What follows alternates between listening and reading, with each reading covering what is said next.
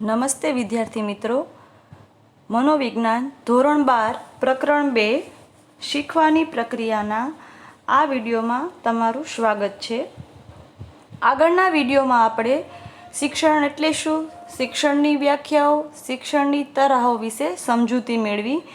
શિક્ષણની બે તરાહો, એક અનુકરણ દ્વારા શિક્ષણ અને બીજી છે પ્રયત્ન અને ભૂલ દ્વારા શિક્ષણ, એના વિશે સમજૂતી મેળવ્યા બાદ અહીં આપણે શીખવાની પ્રક્રિયાની ત્રીજી તરે એટલે કે અભિસંધાન દ્વારા શિક્ષણ એના વિશે સમજૂતી મેળવવાનો પ્રયત્ન કરીશું।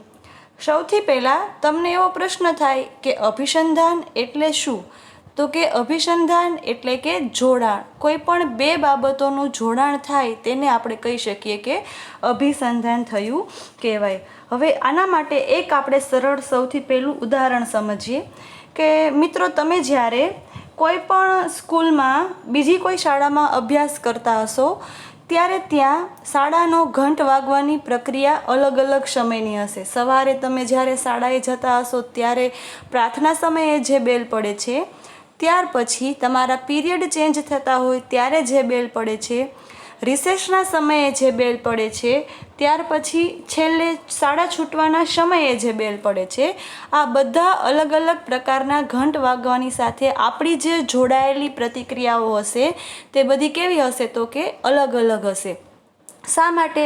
હવે તમે વિચારો કે તમારે જ્યારે શાળા છૂટવાનો સમય 5 વાગ્યાનો હોય છે એ સમયે શાળામાં લાંબો બેલ વગાડવામાં આવે છે, પણ જો અચાનક કોઈક દિવસ એવું થઈ જશે કે 4 વાગે, 5 વાગ્યાને બદલે 4 વાગ્યે લાંબો બેલ પડશે, તો તમારા મગજમાં લાંબા બેલ સાથેની પ્રતિક્રિયા એવી જોડાયેલી હોય જ છે કે જ્યારે પણ લાંબો બેલ વાગે ત્યારે આપણે શાળા છૂટવાનો સમય થયેલો હોય છે। એ સમયે કોઈ વિદ્યાર્થી પોતાના શિક્ષકને પૂછશે નહીં કે હે સાહેબ છૂટી ગયા, ઘરે જવાનું, લાંબો બેલ પડ્યો એટલે સમજવાનું કે આપણે શાળામાંથી છૂટી ગયા। એટલે આ કહી શકાય કે બેલ વાગવું અને આપણી જે પ્રતિક્રિયાઓ છે એ બે બાબતોનું જોડાણ થયેલું છે। અભિસંધાન એ પણ એક શિક્ષણની એક તરાહ જ છે અને જે સાહચર્યવાદના સિદ્ધાંત પર કાર્ય કરે છે, તેના પર આધારિત રહેલી છે। હવે આપણે અહીંયા જે શિક્ષણની તરાહ છે, અભિસંધાન દ્વારા શિક્ષણ, અભિસંધાન એટલે શું, અભિસંધાન અંગેના શિક્ષણના પ્રયોગો કોણે કર્યા, કોના પર પ્રયોગો કર્યા વગેરે બાબતોની સમજૂતી મેળવવાની છે। સૌથી પહેલાં રશિયન શરીરશાસ્ત્રી ઇવાન પેટ્રોવિચ પાવલોવ પાચન ક્રિયાનો અભ્યાસ, એને શેમાં રસ હતો? તો કે પાચન ક્રિયાનો જે અભ્યાસ હતો એ કરાવવામાં રસ હતો। ઇવાન પેટ્રોવિચ પાવલોવ, પાવલોવ એક એવા મનોવૈજ્ઞાનિકનું નામ છે કે જે પણ વિદ્યાર્થીઓ, શિક્ષકો, કોલેજ કક્ષાએ ભણતા વિદ્યાર્થીઓ જ્યારે પણ મનોવિજ્ઞાનમાં પ્રયોગનું નામ આવે ત્યારે પાવલોવના સ્મરણ કરાવ્યા વગર રહેતું નથી। એટલે પાવલોવે ઘણા બધા પ્રયોગો કરેલા છે। અહીંયા જે આપણે અભિસંધાન દ્વારા શિક્ષણના પ્રયોગો સમજી રહ્યા છીએ એ પહેલાં પાવલોવને શેમાં રસ હતો? તો કે પાચન ક્રિયાના અભ્યાસો કરવામાં રસ હતો અને તેને જ્યારે કૂતરા પર પ્રયોગો કરવાનું શરૂ કર્યું ત્યારે પ્રાયોગિક અભ્યાસો કરતાં કરતાં તેમને અભિસંધાન વિશેની જાણકારી પ્રાપ્ત થઈ। ત્યારબાદ પાવલોવને 1904માં તબીબી વિદ્યા ક્ષેત્રમાં નોબલ પારિતોષિક એટલે કે પુરસ્કાર આપવામાં આવ્યું હતું। બરાબર ધ્યાન આપજો મિત્રો, કારણ કે આ 1 માર્ક્સના પૂછાયેલો અગત્યનો પ્રશ્ન છે। બોર્ડની પરીક્ષામાં ઘણી બધી વખત 1 માર્ક્સમાં અથવા તો MCQમાં આ પ્રશ્ન પૂછાય છે। પાવલોવને 1904માં તબીબી વિદ્યા ક્ષેત્રે એટલે કે ઘણા બધા અભ્યાસો કરતા હશે એ બાબતમાં એને નોબલ પારિતોષિક પુરસ્કાર આપવામાં આવ્યું હતું। શાસ્ત્રીય અભિસંધાનને રૂઢ અભિસંધાન કે પ્રશિષ્ટ અભિસંધાન તરીકે પણ ઓળખવામાં આવે છે। શાસ્ત્રીય અભિસંધાનને બીજા બે નામોથી યાદ રાખવાનું છે, એક રૂઢ અભિસંધાન અને બીજું છે પ્રશિષ્ટ અભિસંધાન તરીકે પણ ઓળખવામાં આવે છે। મિત્રો, હવે અહીંયા જોઈએ આપણે અભિસંધાન જે શબ્દ છે તેની સંધિ સૂત્રી પાડશું તો પણ આપણને જોવા મળશે કે અભિ એટલે નાથી દૂર અને સંધાન એટલે કે જોડાણ, જેનાથી આપણે દૂર હતા તેની સાથેનું જોડાણ થાય અને તે આપણે જે શિક્ષણ પ્રાપ્ત કરીએ તેને અભિસંધાન દ્વારા શિક્ષણ પ્રાપ્ત થયું કહી શકાય। આ રીતે પાવલોવે અભિસંધાન દ્વારા શિક્ષણ અંગેના પ્રયોગ કર્યા. તો ચાલો મિત્રો જોઈએ શું છે આ પ્રયોગમાં. સૌપ્રથમ પાવલોવે પ્રયોગ માટે એવું સાધન બનાવ્યું કે જેમાં કૂતરાને એક સ્ટેન્ડ પર સ્થિર એને ગોઠવી આપ્યો.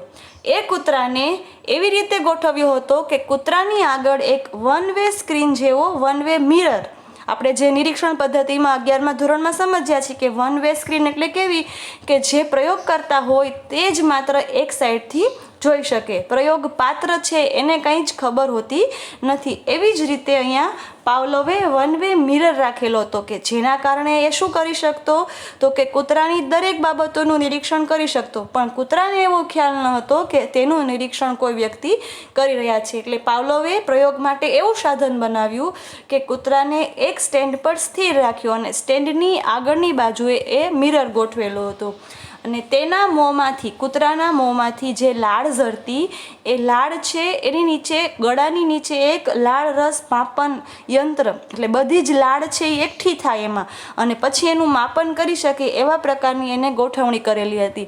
કૂતરાના ગળામાં નાની એવી એક સર્જરી કરી અને જે પણ જ્યારે એને લાળ ઝરે તો એના દ્વારા એ લાળ છે એ બહાર નીકળી જતી અને લાળ રસ માપન યંત્ર હતું એમાં એ ભેગી થતી અને પછી એનું તે માપન કરી શકતા. આ રીતે એને કૂતરાને રાખવાની ગોઠવણી કરેલી હતી. ત્યારબાદ શું થયું, હવે આપણને પ્રશ્ન થાય કે લાળ ક્યારે ઝરશે. સ્વાભાવિક છે મિત્રો કે જ્યારે કૂતરાની સામે ખોરાક મૂકવામાં આવે, બરોબર, જ્યારે આપણને ભૂખ લાગી હોય, તરસ લાગી હોય ત્યારે આપણી સામે કોઈ ખાવા પીવાની વસ્તુ રાખશે તો તરત જ સ્વાભાવિક પ્રતિક્રિયા કઈ ઉત્પન્ન થાય તો કે આપણા મોઢામાંથી લાળ ઝરે છે. એટલે પાવલોવે પણ એવું જ કર્યું, કૂતરાની સમક્ષ શું રજૂ કર્યું તો કે ખોરાક રજૂ કર્યો અને ખોરાકને જોતાં જ, કૂતરાને ભૂખ લાગેલી હોય એટલે ખોરાકને જોતાં શું જોવા મળ્યું તો કે કૂતરાના મોંમાંથી લાળ ઝરી. પછી ધીમે ધીમે આ પ્રયોગ કરતાં કરતાં પાવલોવે એવું કર્યું કે કૂતરાને 1 વાર 2 વાર 3 વાર વારંવાર જ્યારે ખોરાક બતાવતા હતા ત્યારે કૂતરાના મોંમાંથી લાળ ઝરતી હતી. ત્યારબાદ ખોરાકને બીજી બાજુ રાખી અને હવે બીજું ઉદ્દીપક લીધું, ઘંટડી વગાડવાની શરૂઆત કરી. જ્યારે ઘંટડી વગાડે, કૂતરાની સમક્ષ માત્ર ને માત્ર એકલી ઘંટડી વગાડવામાં આવતી હતી ત્યારે કૂતરામાં કોઈ જ પ્રતિક્રિયા જોવા મળી નહીં. શું થયું, કારણ કે કૂતરો તો ખોરાક જોઈને એના મોંમાંથી લાળ ઝરતી હતી. એકલી ઘંટડીના અવાજથી કૂતરાના મોંમાંથી લાળ ઝરતી ન હતી. પછી કૂતરાને ફરી પાછું નવું શિક્ષણ આપવા માટે પાવલોવે એક નવો વિચાર કર્યો.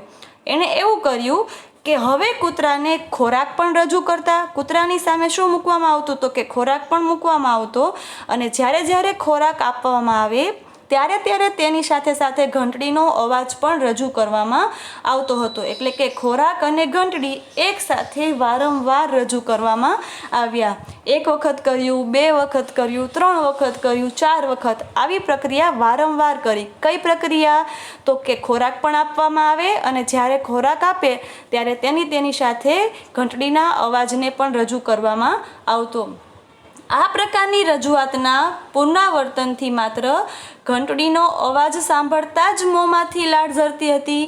હવે શું થયું, વારંવાર આ બે પ્રક્રિયા છે એ સાથે રજૂ કરી એટલે હવે જ્યારે એને ખોરાક ન આપવામાં આવે, માત્ર ને માત્ર ઘંટડીનો અવાજ જ રજૂ કરવામાં આવે તો પણ કૂતરાના મોંમાંથી લાળ ઝરતી હતી.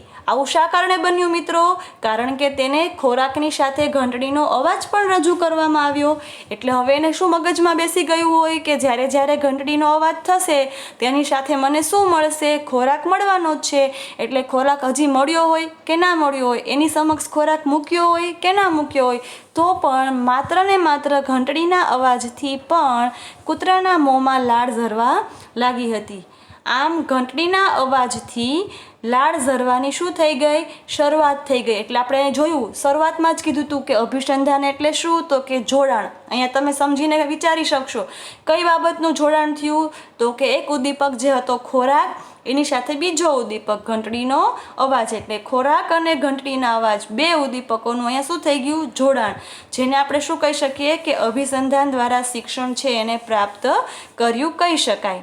હવે આપણે જોઈએ આ પ્રયોગને વધારે પ્રાયોગિક રીતે સમજવા માટે પાવલોવે પ્રશિષ્ટ અભિસંધાનના મૂળભૂત ખ્યાલો આપણને આપેલા છે. પ્રશિષ્ટ અભિસંધાનના મૂળભૂત ખ્યાલો, એમાંનો સૌથી પહેલો ખ્યાલ છે અનઅભિસંધિત ઉદ્દીપક. વિદ્યાર્થી મિત્રો, અહીંયા તમને જે સમજાવું છું તે ધ્યાનથી સાંભળજો, કારણ કે બોર્ડની પરીક્ષામાં તમારા માટે આ પ્રશ્ન ખૂબ અગત્યનો છે. 5 માર્ક્સમાં અને 3 માર્ક્સમાં ઘણી બધી વખત આ પ્રશ્ન પૂછાયેલો છે, અને 2 માર્ક્સમાં પણ આ જે પ્રશિષ્ટ અભિસંધાનના મૂળભૂત 8 ખ્યાલો છે એમાંના કોઈ પણ ખ્યાલો 2 માર્ક્સના પ્રશ્નમાં પણ પૂછાતા હોય છે. પેલું જે છે એ જોઈએ, અનઅભિસંધિત ઉદ્દીપક. જે ઉદ્દીપક કુદરતી સ્વાભાવિક પ્રતિક્રિયા માટે જવાબદાર હોય તેને અનઅભિસંધિત ઉદ્દીપક કહે છે. અભિસંધિત એટલે જોડાણ, એ શબ્દ તો આપણે સમજી ગયા. હવે અનઅભિસંધિત એટલે કે જેનું કોઈ સાથે જોડાણ કરેલું નથી. જે ઉદ્દીપક કુદરતી, જેને જોઈને કુદરતી સ્વાભાવિક પ્રતિક્રિયા થઈ જાય, એવા ઉદ્દીપકને આપણે કેવું કહી શકીએ? તો કે અનઅભિસંધિત ઉદ્દીપક. અહીંયા આપણે સાથે સાથે પ્રયોગને પણ સમજતા જવાનો છે કે આ જે પ્રયોગ છે એમાં ઉદ્દીપક જે અનઅભિસંધિત હતું એ કયું કહી શકાય? તો કે દાખલા તરીકે કૂતરાની સામે ખોરાક રજૂ કરતા કૂતરાના મોંમાંથી લાળ ઝરે છે. કૂતરાની સામે શું રજૂ કર્યું હતું? ખોરાક. તો તેમાં ખોરાક એ અનઅભિસંધિત ઉદ્દીપક છે, કારણ કે હજી આપણે ખોરાકનું બીજા કોઈ જ ઉદ્દીપક સાથે જોડાણ નથી કરેલું. ત્યાં સુધી ખોરાકને જોઈને જે સ્વાભાવિક પ્રતિક્રિયા ઉત્પન્ન થઈ, વ્યાખ્યામાં આપણને કીધું જ. શું કીધું? કે જે ઉદ્દીપક કુદરતી સ્વાભાવિક પ્રતિક્રિયા જન્માવે, એટલે ખોરાક છે એને જોતા સ્વાભાવિક રીતે જ લાળ ઝરે, તો ખોરાક છે એને અનઅભિસંધિત ઉદ્દીપક કહી શકીએ. બીજી રીતે કહીએ તો અનઅભિસંધિત પ્રતિક્રિયા ઉત્પન્ન કરવા માટે જવાબદાર હોય તે ઉદ્દીપકને આપણે અનઅભિસંધિત ઉદ્દીપક કહી શકીએ છીએ. બીજો ખ્યાલ છે અનઅભિસંધિત પ્રતિક્રિયા. એટલે અનઅભિસંધિત એટલે અહીંયા ફરી પાછું એ જ કે જેનું કોઈ સાથે જોડાણ કરેલું નથી. ઉદ્દીપક કયો હતો? તો કે ખોરાક. હવે લાળનું ઝરવું એ આપણા માટે અનઅભિસંધિત પ્રતિક્રિયા છે. સ્વાભાવિક રીતે જ ઉત્પન્ન થાય એવી પ્રતિક્રિયાને આપણે અનઅભિસંધિત પ્રતિક્રિયા કહી શકીએ. કે કોઈ પણ પ્રકારના જોડાણ કે શિક્ષણ વગર તેમજ અભિસંધાન થયા પહેલાં જોવા મળતી પ્રતિક્રિયાને અનઅભિસંધિત પ્રતિક્રિયા કહે છે. હજી આ પ્રતિક્રિયાનું કોઈ સાથે આપણે જોડાણ કરેલું નથી અથવા તો તેને કોઈ પણ પ્રકારનું શિક્ષણ આપેલું નથી, તેવી પ્રતિક્રિયાને આપણે કેવી કહી શકીએ? તો કે અનઅભિસંધિત પ્રતિક્રિયા. આને પણ પ્રયોગ દ્વારા સમજીએ ઉદાહરણથી. કૂતરાની સામે ખોરાક રજૂ કરતા કૂતરાના મોંમાંથી લાળ ઝરે છે, તેમાં લાળનું ઝરવું એ અનઅભિસંધિત પ્રતિક્રિયા છે. પહેલાં આપણે જોયું અનઅભિસંધિત ઉદ્દીપક કયો હતો? તો કે ખોરાક. હવે અનઅભિસંધિત ઉદ્દીપક ખોરાકથી જે અનઅભિસંધિત પ્રતિક્રિયા ઉત્પન્ન થઈ તે કઈ છે? તો કે લાળનું ઝરવું. અહીંયા બીજી રીતે જોઈએ તો સ્વાભાવિક ઉદ્દીપકથી ઉત્પન્ન થતી સ્વાભાવિક પ્રતિક્રિયા, તેને શું કહી શકાય? તો કે અનઅભિસંધિત પ્રતિક્રિયા. ત્યાર પછીનો ત્રીજો ખ્યાલ છે અભિસંધિત ઉદ્દીપક. અનઅભિસંધિત ઉદ્દીપક સાથે જેને વારંવાર રજૂ કરવામાં આવે અને પછીથી જે પ્રતિક્રિયા ઉત્પન્ન કરાવે તેને અભિસંધિત ઉદ્દીપક કહે છે. શું કહ્યું? અનઅભિસંધિત ઉદ્દીપક સાથે. એટલે અનઅભિસંધિત ઉદ્દીપક કયું હતું આપણા માટે? ખોરાક. એની સાથે વારંવાર રજૂ કરવામાં આવે અને પછીથી જે પ્રતિક્રિયા ઉત્પન્ન કરાવે તેને અભિસંધિત ઉદ્દીપક કહે છે. આપણે સામાન્ય પ્રયોગની માહિતી મેળવી ત્યારે કહ્યું તમને કે ખોરાકની સાથે બીજો કયો ઉદ્દીપક રજૂ કરવામાં આવ્યો હતો? તો કે ઘંટડીનો અવાજ. એટલે પ્રયોગ દ્વારા જુઓ, અહીંયા તમને અનઅભિસંધિત ઉદ્દીપક છે એને પણ યાદ રાખવાનું, અનઅભિસંધિત પ્રતિક્રિયા શું એ પણ ખ્યાલમાં રહેવું જોઈએ. ત્યાર પછી આવેલી બાબત છે અભિસંધિત ઉદ્દીપક. તો એ અભિસંધિત ઉદ્દીપક કઈ થઈ? તો કે કૂતરાની સામે ખોરાક રજૂ કરતા પહેલાં વારંવાર ઘંટડીનો અવાજ કરતા માત્ર ઘંટડીનો અવાજ સાંભળીને પણ કૂતરાના મોંમાંથી લાળ ઝરે છે, તેમાં ઘંટડી એ અભિસંધિત ઉદ્દીપક છે, કારણ કે કૂતરાને એવા પ્રકારનું શિક્ષણ આપેલું હતું, સૌપ્રથમ ખોરાક અને ઘંટડીનો અવાજ બે ઉદ્દીપકો એકસાથે રજૂ કરવામાં આવતા હતા.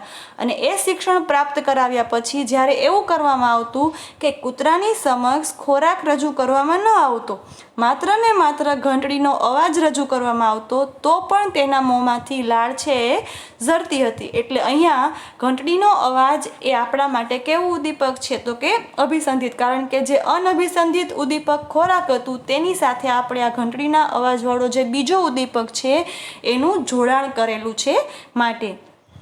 ત્યાર પછીનો ચોથો ખ્યાલ છે અભિસંધિત પ્રતિક્રિયા. જે અનઅભિસંધિત પ્રતિક્રિયા હતી એવી જ, જો વિદ્યાર્થી મિત્રો અહીંયા ખાસ ધ્યાનથી સમજજો, જે પ્રતિક્રિયાનું જોડાણ પહેલા ઉદ્દીપક સાથે નહોતું પણ શિક્ષણ મેળવ્યા પછી થઈ ગયું તેને અભિસંધિત પ્રતિક્રિયા કહે છે. દાખલા તરીકે પહેલાં કૂતરાની સામે માત્ર ઘંટડી વગાડતા તો લાળ ઝરતી નહોતી, પણ પછીથી ઘંટડીનો અવાજ અને ખોરાક એ બે બાબતનું જ્યારે આપણે જોડાણ કર્યું તો ઘંટડીનો અવાજ સાંભળતા જ લાળ ઝરે છે. તો તેમાં ઘંટડીના અવાજથી લાળનું ઝરવું એ કેવી પ્રતિક્રિયા થઈ ગઈ? અભિસંધિત પ્રતિક્રિયા થઈ કહેવાય.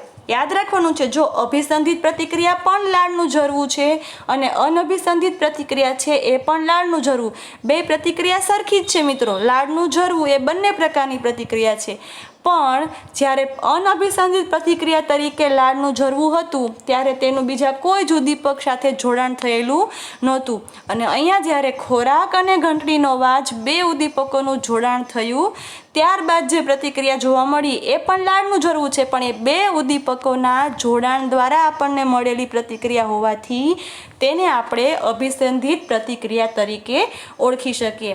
આ ચાર છે એ મૂળભૂત ખ્યાલો છે. હજી બીજા ચાર ખ્યાલો વિશે આપણે સમજૂતી મેળવવાની છે. એ પહેલાં આપણે આ ચાર ખ્યાલોને જોઈએ. અભિસંધાન પહેલાં શું પરિસ્થિતિ હતી એ સમજવાનું છે મિત્રો.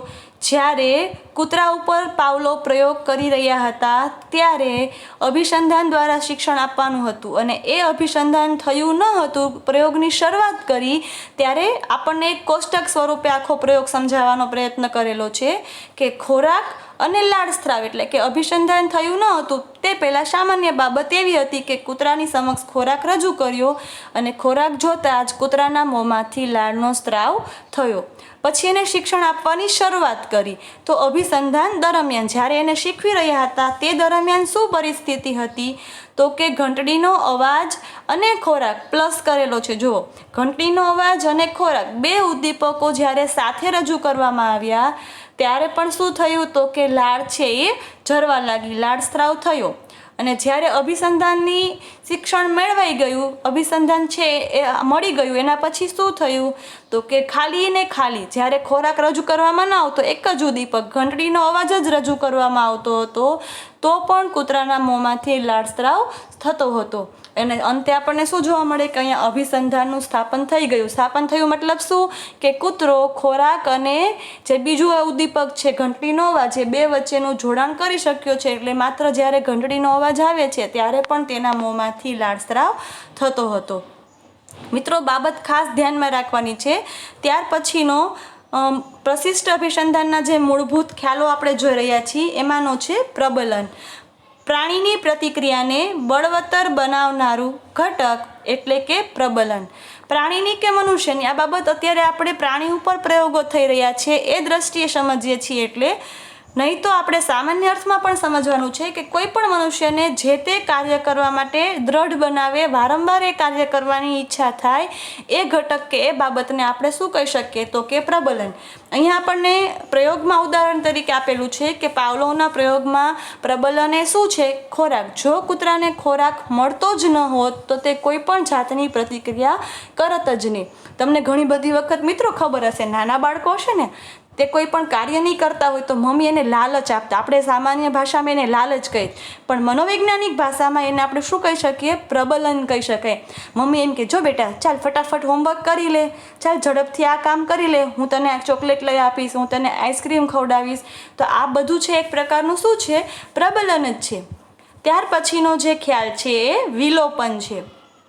એકવાર અભિસંધાન સ્થપાઈ જાય પછી સતત ઘંટડીના અવાજ સાથે ખોરાક આપવામાં ન આવે તો શિક્ષણ લુપ્ત થઈ જાય, જેને શું કહેવાય? વિલોપન. લુપ્ત એટલે શું? ભૂલાઈ જવું.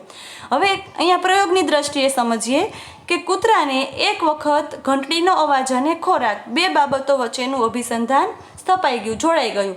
પછી સતત ને સતત એવું કરવામાં આવે છે કે માત્ર ને માત્ર ઘંટડીનો અવાજ કરે અને ખોરાક ન આપે તો પણ શરૂઆતમાં કૂતરાના મોંમાંથી લાળ ઝરશે, પણ તમે જ્યારે વારંવાર એ પ્રક્રિયા કરશો, એટલે કે માત્ર ને માત્ર ઘંટડીનો અવાજ કરશો અને ખોરાક નહીં આપો, શિક્ષણ તો મળી ગયું હતું, લાળ પણ ઝરતી હતી, પણ વારંવાર એ પ્રક્રિયા કરવાથી એવું બની શકશે કે જે ઘંટડીના અવાજથી લાળ ઝરતી હતી એ લાળ ઝરવાનું બંધ થશે, એટલે કે જે શિક્ષણ એને મેળવ્યું હતું એ ભૂલાઈ જશે, લુપ્ત થઈ જશે. ત્યાર પછીનું છે ઉદ્દીપક સામાન્યીકરણ. એ પ્રશિષ્ટ અભિસંધાનનો પછીનો જે મૂળભૂત ખ્યાલ છે ઉદ્દીપકનું સામાન્યીકરણ કરવું. પ્રતિક્રિયા ઉત્પન્ન કરાવી શકતા ઉદ્દીપક સાથે સામ્યતા ધરાવતું ઉદ્દીપક રજૂ કરવામાં આવે અને તેનાથી જો પ્રતિક્રિયા ઉત્પન્ન થાય તો તેને સામાન્યકરણ થયું કહેવાય. ફરીથી જુઓ મિત્ર, પ્રતિક્રિયા ઉત્પન્ન કરાવી શકતા ઉદ્દીપક સાથે સામ્યતા ધરાવતું ઉદ્દીપક. અહીંયા આપણને ઘંટડીના અવાજથી પણ કૂતરાના મોંમાંથી આપણે લાળ ઉત્પન્ન કરાવી શકતા હતા, લાળ ઝરવાની પ્રતિક્રિયા થતી હતી. તો ઘંટડીના અવાજ સાથે સામ્યતા ધરાવતું, સરખે સરખું લાગતું હોય એવા પ્રકારનું જ્યારે બીજું ઉદ્દીપક રજૂ કરવામાં આવે અને તો પણ પહેલા ઉદ્દીપક જેવી જ પ્રતિક્રિયા થાય તો અહીંયા આપણે શું કહી શકીએ કે કૂતરાએ બે ઉદ્દીપકોને સરખા માન્યા છે, એ બંને વચ્ચે એને સામાન્યકરણ કર્યું કહેવાય છે. ઘંટડીના અવાજ જેવો જ બીજો કોઈ પણ ઇલેક્ટ્રિક બ્રઝર છે કે એવો કોઈ અવાજ આપણે જ્યારે રજૂ કરીએ અને કૂતરો એવું સમજે કે આ પણ ઘંટડીનો જ અવાજ થયો છે અને તેના મોંમાંથી લાળ ઝરે, તો આપણે શું સમજી શકીએ કે કૂતરાએ બે ઉદ્દીપકો વચ્ચેનું સામાન્યકરણ કર્યું છે. દાખલા તરીકે જો આપણને અહીંયા ઉદાહરણમાં આપેલું જ છે કે ઘંટડીના અવાજથી લાળ ઝરે છે, પરંતુ બ્રઝર લખેલું જ છે, બરાબર, ઇલેક્ટ્રિક કોઈ બઝર હોય એનો અવાજ રજૂ કરવામાં આવે અને જો એના દ્વારા પણ કૂતરાને લાળ ઝરે તો આપણે એવું વિચારી શકીએ, કારણ કે આપણે એને એવા કોઈ પ્રકારનું શિક્ષણ આપેલું નથી, આપણે તો એને ઘંટડીના અવાજનું જ શિક્ષણ આપેલું છે, પણ કૂતરાને બંને ઉદ્દીપકો સરખા લાગ્યા એટલે એને બે ઉદ્દીપકો વચ્ચેનું સામાન્યકરણ થયું કહેવાય. ત્યાર પછી છે ઉદ્દીપક ભેદબોધન. બે ઉદ્દીપકો વચ્ચેનો તફાવત પારખવો.